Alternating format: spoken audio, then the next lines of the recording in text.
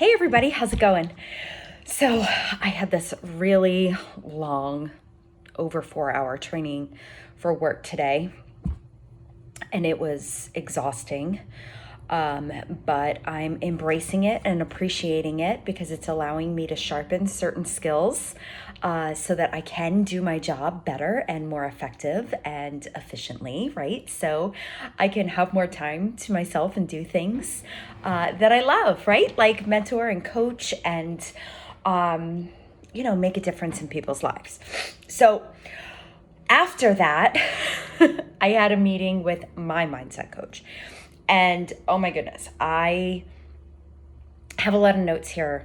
But here's what's going to happen. I'm just going to read this to you because it's extremely powerful and I don't have it memorized. This isn't coming directly, from my own personal knowledge. This was knowledge that was shared with me, some facts that were shared with me. And I want to share them with you to see if, things like this can help you this year in 2023.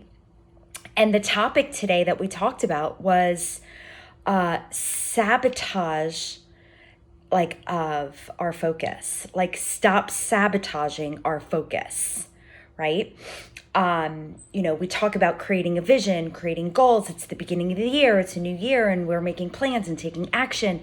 And as life starts to occur,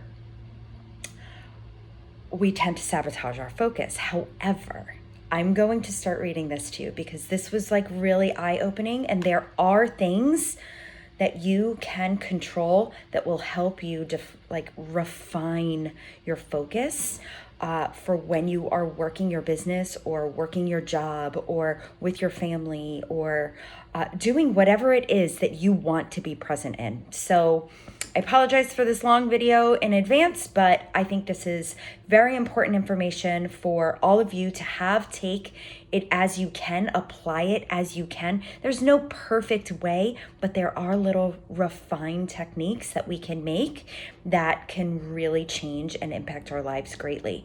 And I like to think that I used to subconsciously be able to mastered this. And I think a lot of times women may call this, being a really good multitasker. This has nothing to do with multitasking. This is everything to do with refining your focus. So the general population has interruptions and information overload all day long. And the majority of it comes, believe this or not, social media.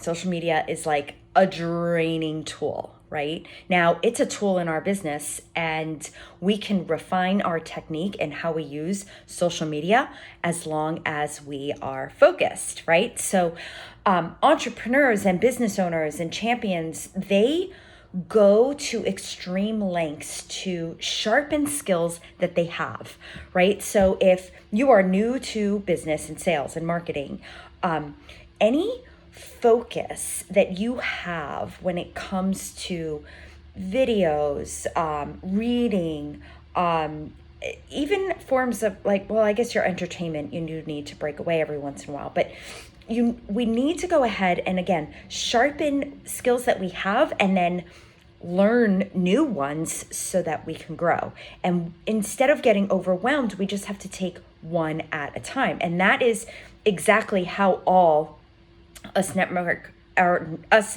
marketing coaches and brand partners all start. We didn't know exactly what we were doing. We just learned one thing at a time, and you remain focused and you build on top of that. So focus is truly the most competitive and powerful advantage that you have. Anyone who says they have too much on their plate, or they're overloaded, or they're overwhelmed, this has to do with focus. And so I'm giving you a really good tip here.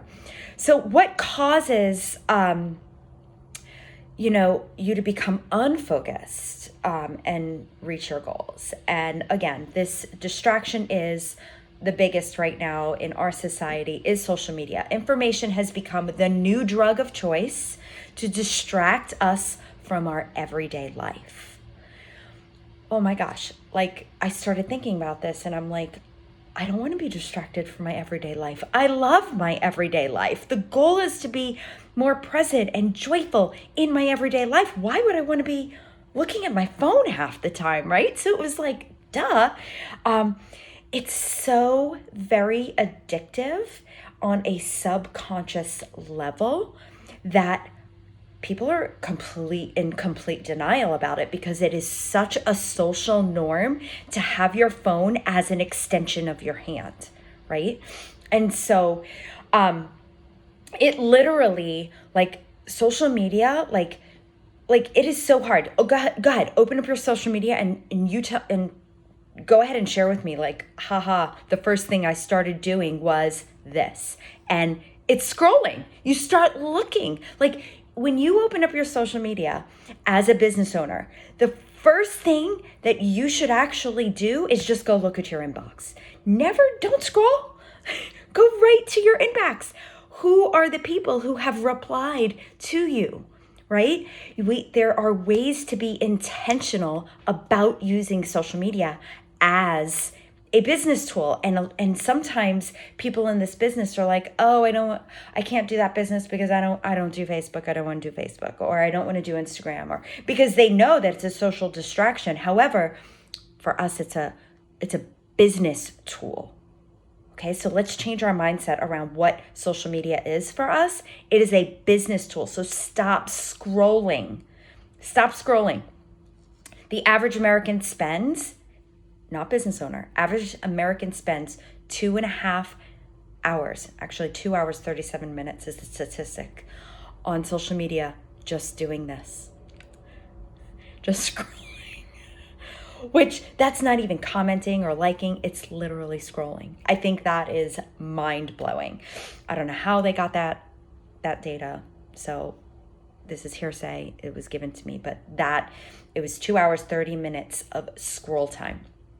So, and then when you look in comparison to a pro athlete, now I'm not by any means a pro athlete, but when I was training for a triathlon, I trained probably like, not physically active the entire time, but at least 2 to 3 hours a day, right? Between like running and swimming back to back, or, followed like later in the afternoon by some weight training, or, and then the next day, 2 hours bike riding, and then followed by some weight training or yoga, or mental training or whatever it is.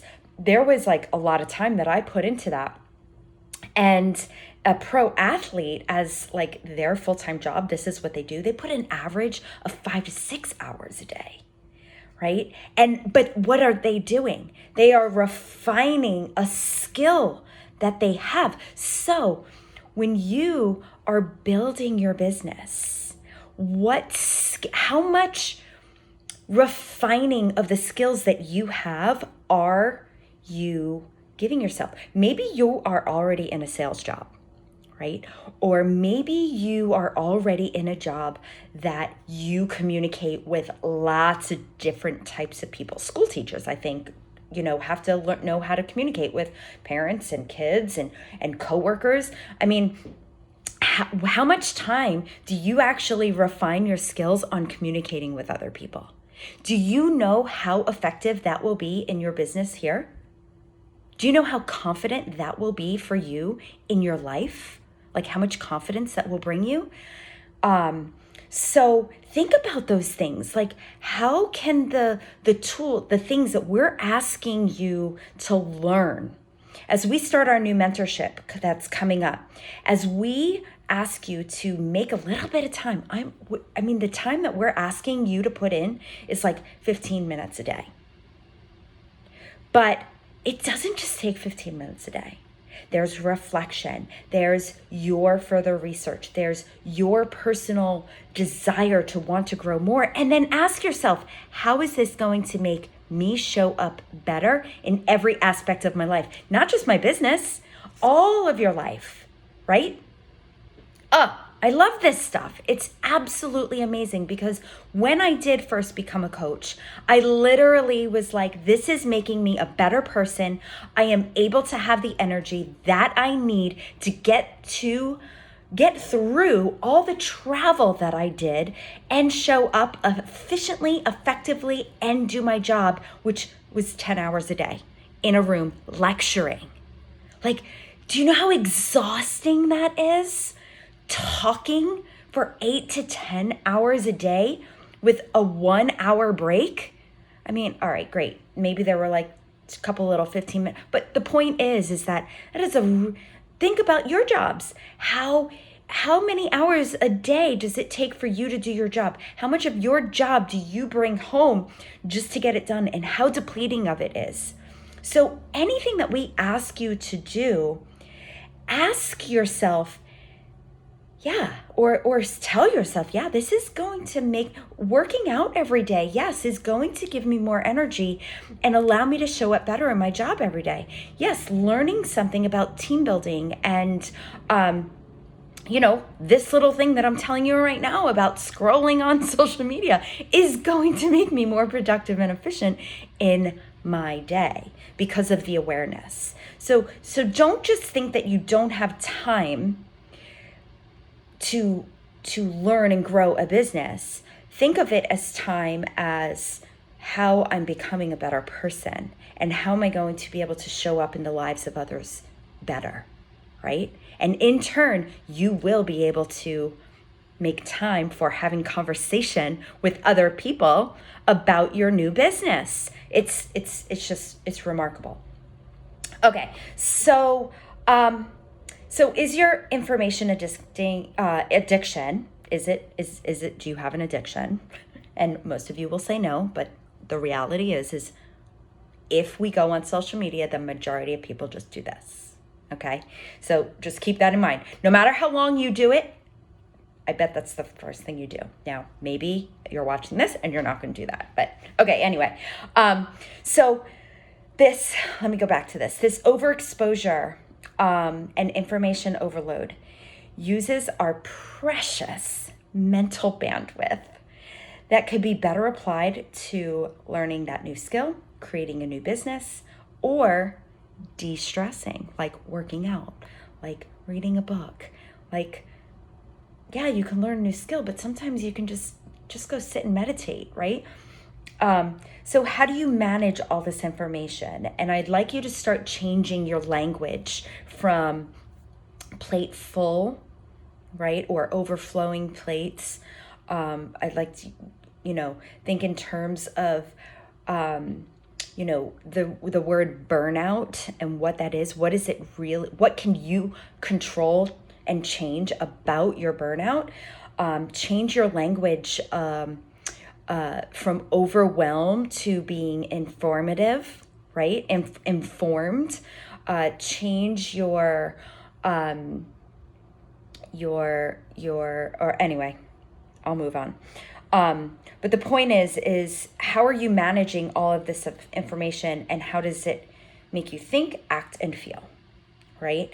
And so if you're feeling overwhelmed, if you're like exhausted or whatever those things, you can control these itty bitty little things, and we can all control how we use social media. So my coach called this an information diet, right? We don't like the diet culture, of course, in terms of lack. But this isn't saying like not go on social media, right? It's about rewiring your brain to treat it as if it's a form of entertainment and you have a business goal, or you have a health and wellness goal, or a family goal, a financial goal, whatever these goals are, you need to prioritize things a little bit differently. So to help refine what you're exposed to each day, especially as coaches and we're building a business, the majority of what we should be learning is how we can market, how we can reach our ideal client, how we can niche down and make sure that we are talking to the right person. And that's all marketing. And so there are podcasts, there are videos, there are online programs. We have content that we have already shared with you. Use those things to learn how to, number 2, increase your sales, right? You may not know how to do all those things, or maybe you do. Maybe you have a really good sales background, but you don't necessarily have a network marketing sales background. And I just realized I have one unpainted fingernail. You may not have a network marketing experience, right? And so we need to refine these skills, because I have a job in sales. I have a job in corporate medical education sales, and it's very different in compensation. It's very different in structure. It's very different in engaging and interaction. However, there are skills that can be refined in both areas to benefit both areas. So learning right now, you're learning, and it's okay to watch videos and listen to podcasts and read books and have a coach if you need my mentoring about these things. Learn, feed your brain so that you can have more confidence when you do it. And then the next 2 things are, being, how to be creative. A lot of times people are like, I don't know what to post, blah, blah, blah, blah, blah. They're so worried about, I'm not creative, or I don't know what to say. You know what? Just be yourself. This is not an area that you need to focus on right now. You just need to be yourself, because you are the most attractive thing that people know who you are. Be that person. You are the best version of you that people know right now, and they're going to only watch you grow, right? So just be yourself. Don't be something that you're not yet, because then that's weird. People don't get that. People are like, what is she doing, right? So just be yourself. Just share your heart. Don't worry about being so creative. You're starting a business, and you're building a team, and suddenly you're a coach, right? And you're so worried about the title being coach, and now you're concerned about, am I a good leader? Don't worry about it. We work as a team, right? Don't worry about leading other people. Tap into the team. Be the best relatable person that you can be to the people that you bring on, because being that creative leader is not where you need to be in your journey right this very moment. In this very moment, you need to be focusing on learning the marketing tools, learning sales techniques, learning how to be relatable, learning how to, niche down, talk to the person who you want to work with. Those are the things that you need to be focusing on when it comes to building a business. And then lastly, you're allowed to watch Netflix. You're allowed to scroll social media, if those are the things that you want to do for your entertainment. Maybe for your entertainment is going out and seeing the show. Maybe because, that feels good to you. You're getting out. It's less screen time. Think about your kids, those of you who have them, or those of you who have nieces and nephews. Think about kids when they're on screens all day. They're like blobs. Thank God my kids did not grow up with screens until they were well in middle school. And it was like, you earned that. Like, the only reason why I gave it to them was because it was like a matter of, like, you have to go to the bus stop because I got to leave for work, and you need a way to contact me in an emergency, or somebody in the neighborhood because I'll be at work. You know what I mean? And I just think of all the information that goes into kids these days from birth, how much we're like stimulating them as into adulthood right now compared to what we used to. And so for your own entertainment, think, how do you want to be entertained, right? And if it means watching TV or scrolling social, then fine, but make that the last thing that you do. Okay. So restrain. Oh no. The other thing is that people don't want to go on social media because they don't understand the fact that they can retrain the social media algorithm merely by searching things that they want to be exposed to, right? So you want to learn about niching down and, attracting the right. This was an aha thing for me. You bet I started going to my social. I did this immediately. I went to my social media and I started in the search bar, just wrote 3 different types of people that I actually want to work with. That's what I did. And I put in a description. I got a list. I checked out a couple sites, followed 3, and I was done. So that's how you use your social media as a tool. You be intentional about what you're doing on it, and then you be done with it.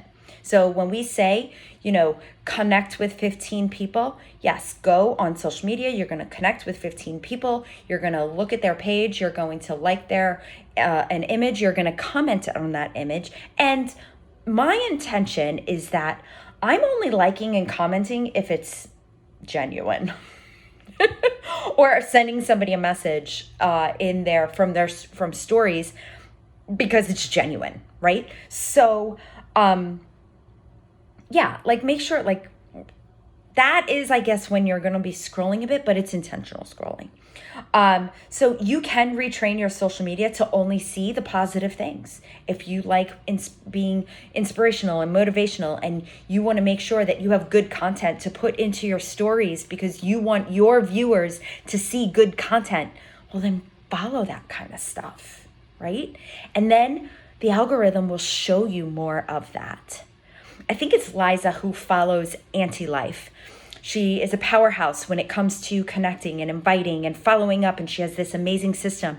And she connects with people who are ants just like her. And I was always amazed by it. And yes, you can follow hashtags, people who use the same hashtags as you. So again, retrain the algorithm to show you the things that you want to see. If you are looking at fitness content, or if you're looking at coaching, or if those are you're going to see other Beachbody coaches, you're going to see other supplement companies, you're going to see other, so be cognizant as to what you want to follow and then who you want to attract. Good tip for the day. So this screen time, as you change this algorithm, what happens is, the more screen time that is unintentional that we have, this is a big one, ladies, it increases, and for men too, it increases a stress hormone. And do you know what that stress hormone is? It's called cortisol. And cortisol and coffee, spike, especially early in the morning. So if the first thing you do is look at your phone, scroll, right, and drink coffee, your cortisol spikes, and then all day long, your body's working to decrease it. And cortisol is the number one stressor in your body for inflammation and weight gain.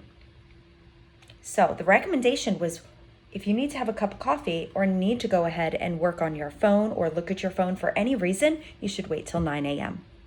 So I will continue on my mantra of wake up in the morning, journal, do a meditation, go work out, have your shot of Energize, then go work out. It's a little spike in cortisol, but not that much, because there is not as much caffeine in your Energize that there is in a cup of coffee. Not nearly, believe it or not. That is not the primary kicker. Go work out, go shower, and then start your day. If you need to do that all before, but don't look at your phone. Try. Unless you're taking a video of yourself. I thought that was a really cool fun fact. So you can train your brain to free focus, your thoughts as well. Majority of Americans, or I should say humans, because this was a global talk, humans have 80% of them have negative thoughts. And if your social media algorithm is a lot of negativity, it's going to conform to those negative biases that you even have about yourself. So if, let's say, you use a lot of sarcasm or whatever, and, like maybe that's good, and maybe that's someone you're trying to attract, but there may be it may be a little counterintuitive as to the positive life that you want to celebrate, right? And so it's like a push and pull. So be careful who you're trying to attract, right? Like, I do not want to attract people who have high anxiety.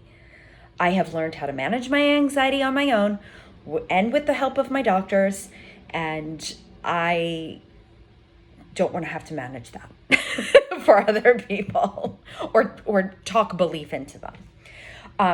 When it comes to your future, on our last team call, Lindsay did a beautiful job in sharing her vision for her family. And she wrote it out, and to me, it was like a story. Like, it brought me to tears. And when you're visualizing your future, this helps you refine your focus. It takes it from like a floodlight to like a laser.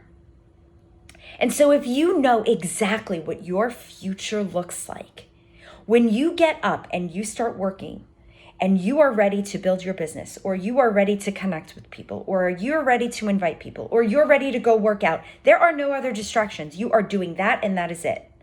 When you have done all those things and you are ready to go to work and do your day job, you are at your day job.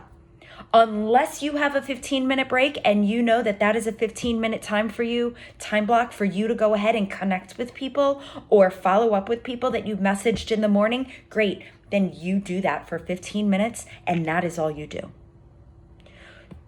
Don't worry about if there's a voicemail that you have to listen to. Don't worry. All those things aren't going anywhere. Right? So when you do all this, I think women, like, you may say to me, like, well, I'm a really good multitasker, but studies already show that, multitasking decreases our productivity by 40%. Ladies, I know we think we're like masters at it. The reality is that we're just doing too much. We're just doing too much. So if your plate is that over full, start looking at what's on your plate and see what you can take off, and then get laser focused, and you can be more productive. Multitasking increases our stress levels, increases that cortisol. It's hard to lose weight then. And then it decreases our IQs. And that made me really sad, because I hope as I age, I become super sharp.